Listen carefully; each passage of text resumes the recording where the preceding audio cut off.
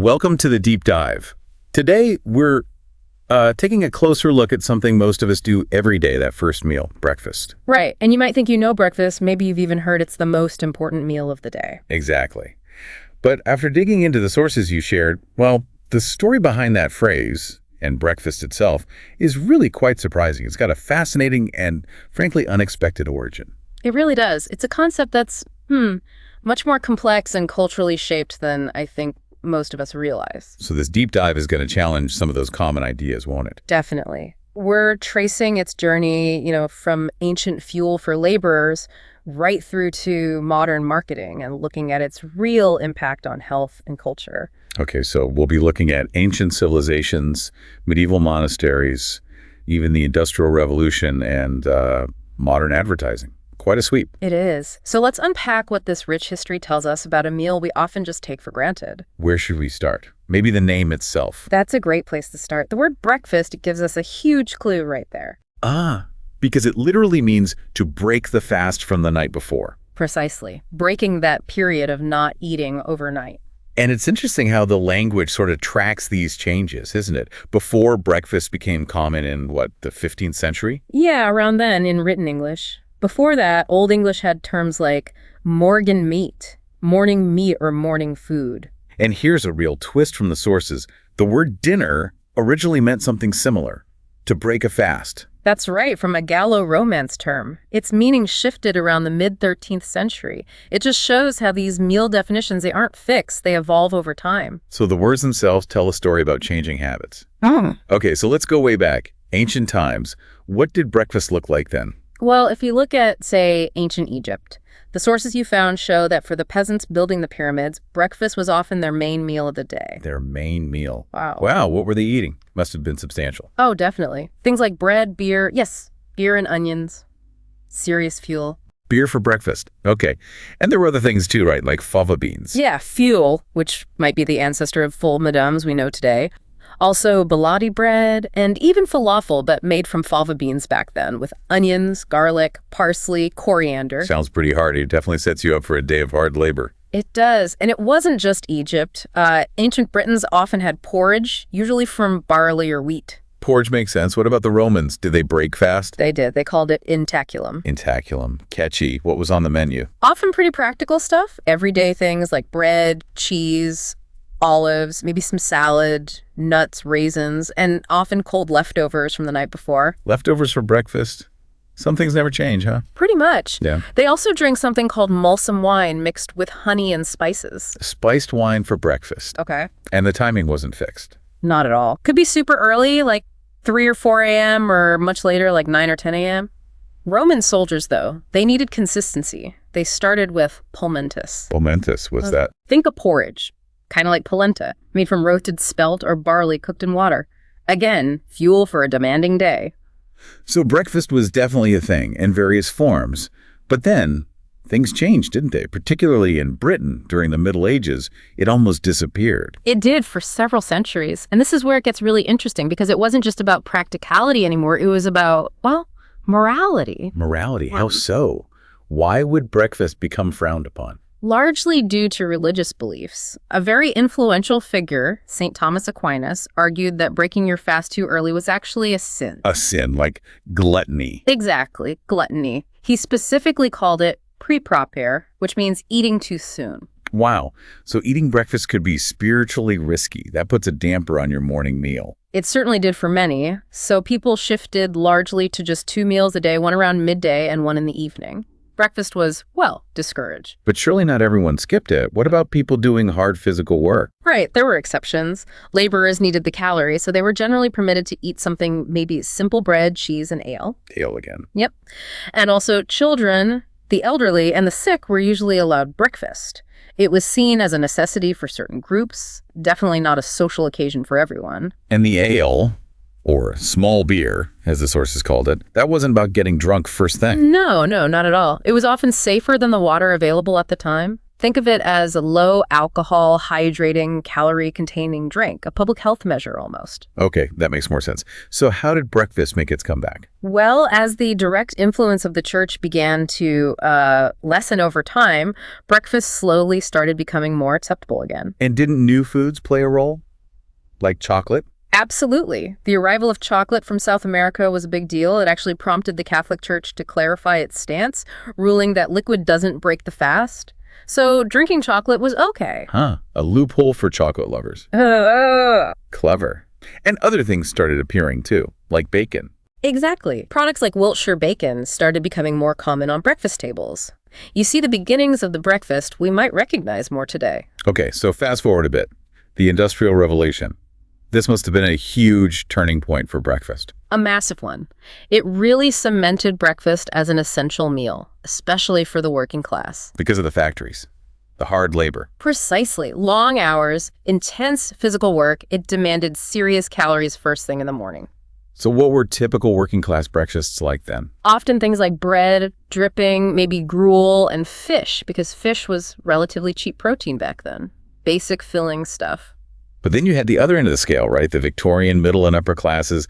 The sources talked about epic breakfasts. Oh, they really did. Breakfast became a display of wealth and status for them. Huge affairs. What kind of things are we talking about? Kidneys, kedgeree, that's a spiced fish, and rice dish porridge, bacon, eggs. A whole spread, often laid out on sideboards in grand dining rooms. It was theater as much as a meal. Wow. Sounds like a feast to start the day. And that fancy breakfast eventually influenced everyone else. It did. It sort of trickled down. The classic greasy spoon cafe fry-up that became popular later. That's basically an imitation, a more accessible version of the upper-class English breakfast. So eggs, bacon, fried bread, tea, toast. The stuff you'd get in those workers' cafes. Exactly. Those cafes were often pretty basic, wooden tables, later formica, but they served a purpose fuel for the workers and sometimes a hangover cure for people out late the night before. A hangover cure. Right. And some of those old places are still around, like the Regency Cafe in London. Yeah, some classics survive. It's amazing how a meal can really reflect the social structure and the daily grind of an era. It really is. Okay, so that's the British story. But across the pond in America, breakfast took a very different kind of weird turn, didn't it, with cereal? Oh, absolutely. A uniquely American story. It starts in the 19th century with a widespread problem. Indigestion. Dyspepsia, they called it. Dyspepsia, what was causing it? Generally blamed on diets heavy in refined carbs, sugar, and meat, which led to this clean living movement. And what did that involve? Advocating for simpler, blander foods. Vegetarianism was a big part of it. And the key figures here were the Kellogg brothers. Ah, Kellogg's. I think I see where this is going. Dr. John Harvey Kellogg. That's him, a Seventh-day Adventist, head of the famous Battle Creek Sanitarium. He was a major proponent of this clean living idea. And he had some specific ideas about diet, right? Yeah. Believed bland food suppressed passions. He did. Very focused on digestive health. Apparently, he even prescribed multiple bowel movements a day. A real health guru of his time, but with some, let's say, eccentric ideas. Okay, and cereal came out of this. It did. Around 1877, Dr. Kellogg created this twice-baked mix of flour, oats, and cornmeal called granula, then granola. But not cornflakes yet. Weren't they an accident? Reportedly, yes. The story goes that in 1898, they accidentally left some wheat-based dough sitting out. It fermented.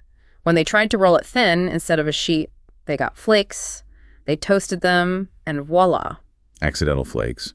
And it was his brother, Will Kellogg, who saw the potential. Exactly. Will was the business brain. He experimented and found corn made even crunchier flakes. Dr. John Harvey was apparently against adding sugar, thought it was unhealthy. But Will added it anyway. Will saw the mass market appeal. He bought the rights from his brother, added malt, sugar, and salt, key ingredients for taste, and launched the Battle Creek Toasted Cornflake Company in 1906. And poured money into advertising. Huge amounts. That's where the rooster mascot came from, too. Apparently, the Welsh word for rooster, Ceiliog, sounded a bit like Kellogg. Really? Huh. Clever branding. And it took off. Massively. By 1909, they were making something like 120,000 cases of cornflakes a day. It was revolutionary. And wasn't there another guy, C.W. Post, from the same sanitarium? Yeah, Post was a patient there. He saw what Kellogg was doing and jumped on the bandwagon, creating grape nuts. So suddenly you have these convenient, ready-to-eat cold cereals. That must have changed everything for breakfast in America. It did. Especially in a rapidly industrializing country where convenience was becoming king, they were initially marketed as health foods, remember? Right, from the whole clean living thing. Exactly. But mass production and really savvy advertising, later with cartoon mascots like Tony the Tiger starting in the 30s, just completely transformed the American breakfast landscape. Wow. Okay, that's quite the origin story for the humble cereal box. So we've covered Britain and America quite a bit, but breakfast is obviously global. What do the sources tell us about breakfast around the rest of the world? It must be incredibly varied.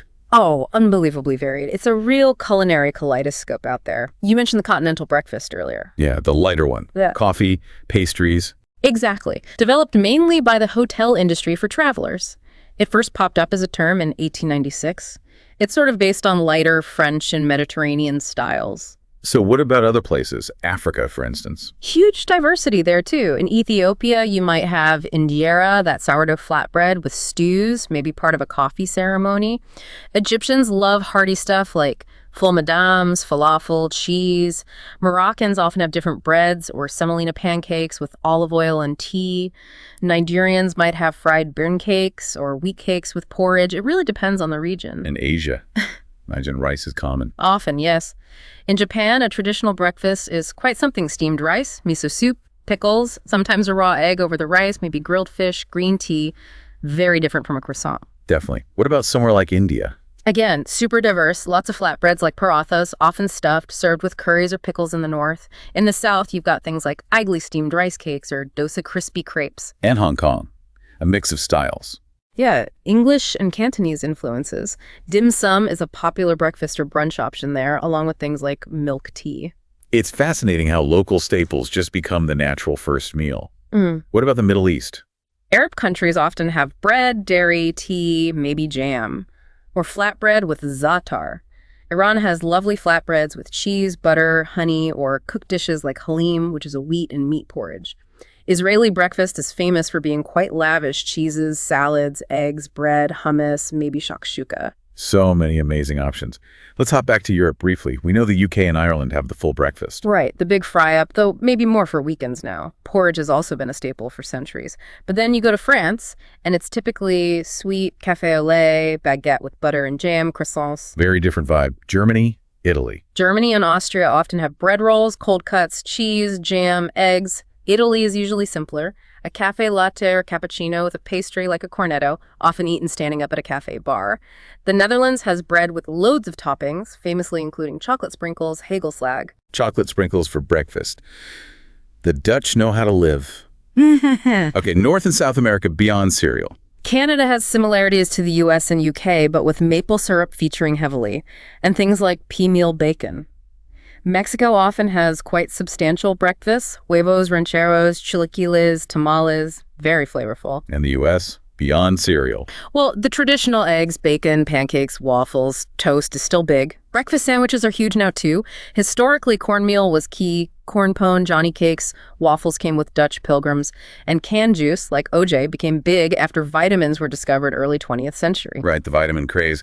And South America, Brazil. Brazil has the amazing Café Colonial, especially in the South where there's German influence. It's like a huge buffet: breads, cakes, cheeses, meats, coffee, even wine sometimes. A real feast. It's incredible.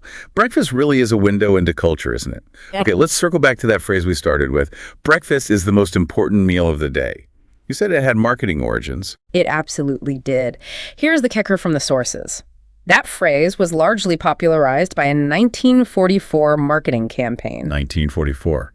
By who? General Foods, the company that made grape nut cereal, they ran a campaign during World War II explicitly stating breakfast was the most important meal, aiming to sell more cereal. Wow, so it wasn't ancient wisdom or a medical decree. It was an ad campaign for cereal. Pretty much. And it gets better, or maybe worse, depending on your view. Remember Edward Bernays, the PR guy we mentioned? The bacon promoter? That's him. Back in the 1920s, he ran a campaign for beech nut bacon. He actually got thousands, around 5,000 doctors to publicly state that a heavy breakfast, specifically one with bacon and eggs, was healthier than a light one. He got doctors to endorse bacon and eggs as peak health food. How? Well, he framed the question carefully to his consulting physician, who then surveyed other doctors, asking if they agreed that a hearty breakfast was better than a light one for energy levels. Many agreed in principle, and Bernays spun that as an endorsement of bacon and eggs. It was masterful PR. That's quite something. So these campaigns really cemented bacon and eggs as the traditional American breakfast, pushing aside those lighter grain-based things the health reformers like Kellogg had favored. Exactly. It shifted the cultural perception, which brings us right up to the modern health debate. Is breakfast really the most important meal? Yeah, because that idea is seriously contested now, isn't it? Yeah. What does the current science say? Well, the sources highlight it's pretty mixed. Some research suggests that breakfasts high in refined carbs and sugar, like many popular cereals, might actually increase the risk of metabolic syndrome. So the type of breakfast matters hugely. What about things like concentration or weight? Studies on kids show breakfast can affect things like brainwave activity and memory, but maybe not overall intelligence directly. For weight, it's even less clear. Some studies link eating breakfast to better nutrition overall and maybe less weight gain, but more rigorous studies, like randomized controlled trials, show a pretty unclear link between eating breakfast and body weight. It's not the magic bullet for weight control some used to claim. So what about skipping breakfast? Is it automatically bad? Not necessarily, no. The sources emphasize listening to your body. For some people, skipping it is fine. For others, especially if they exercise in the morning, skipping can lead to fatigue, poor performance, and maybe overeating later because you get overly hungry. And then there's intermittent fasting, right? Yeah. Like 16.8, where people deliberately skip breakfast. That's become huge. It really has. That 2020 survey you found showed a quarter of Americans had tried it, and half of those found it helped with weight loss. But again, more research is needed on the long-term effects on everything from brain function to mental well-being. So the big takeaway seems to be that the most important meal idea was great marketing, but the reality is much more nuanced. Exactly. And that leads to another key modern idea from the sources. Breakfast is largely a social construct. Meaning what? The idea of what breakfast food is. Precisely. The notion that only certain foods are breakfast foods and others aren't, that's something we've created culturally. There's no biological rule saying you can't have leftover pizza or a salad for your first meal. Right. Why not? It challenges those rigid ideas we have. It does. It highlights that the real breaking of the fast is just that the first meal you eat after sleeping, whatever it is, whenever it is, especially since, let's be honest, few of us are truly fasting for long periods overnight anymore. That's a really good point. So where does that leave us now? How are our breakfast habits changing today? Well, fewer people do heavy manual labor, so the need for those massive calorie bomb breakfasts has gone down for many. And people are more aware of sugar, right? So less sugary cereal. Definitely. There's been a backlash leading to a comeback for things like granola, muesli, porridge options seen as healthier, lower in sugar. Plus, our lifestyles have changed. The whole on-the-go thing. Exactly. One source said something like 28% of people eat breakfast on the move, grabbing coffee and a pastry commuting, eating at their desks. And yeah, a lot of people just skip it altogether, despite what we used to be told. But cafes are booming, aren't they? People are eating breakfast out more. They are. That 13 billion figure for Brits eating breakfast out is huge. Cafes offer convenience, good coffee, Wi-Fi, healthier options sometimes. They appeal to freelancers, remote workers, people meeting up. So it's bringing back the sit-down breakfast, but in a different context. And meal times are blurring too, aren't they? Breakfast slides into brunch, into lunch. Totally. Businesses are adapting with all-day breakfast menus, comfy seating. It's much more flexible now. So if there's one key message about breakfast today, what would it be? I think it's that quality matters more than just ticking the breakfast box. Focus on nutrient-dense foods, fruits, whole grains, protein, healthy fats. Avoid the processed stuff and tons of added sugar. Like overnight oats, yogurt, fruit, eggs, whole grain toast, that kind of thing. Exactly. Things that actually fuel you well rather than just giving you a sugar rush. Okay. What an amazing journey. We've gone from, ancient Egyptian beer and bread through medieval sin, Victorian excess, accidental cornflakes, global variations, and massive marketing campaigns. It really shows that breakfast isn't some fixed biological necessity with rigid rules. It's dynamic. It reflects our needs, our beliefs, our technology, and some very clever advertising. So the takeaway for you listening is that what and when you eat for your first meal, it's less about following some age-old rule or a slogan from the 1940s. And much more about figuring out what genuinely works for you, what fuels your body and your day. Right. So here's a final thought to chew on. Given breakfast's constantly changing past in our world that's becoming more and more personalized, what could the breakfast of the future look like for you, and how might you shape it?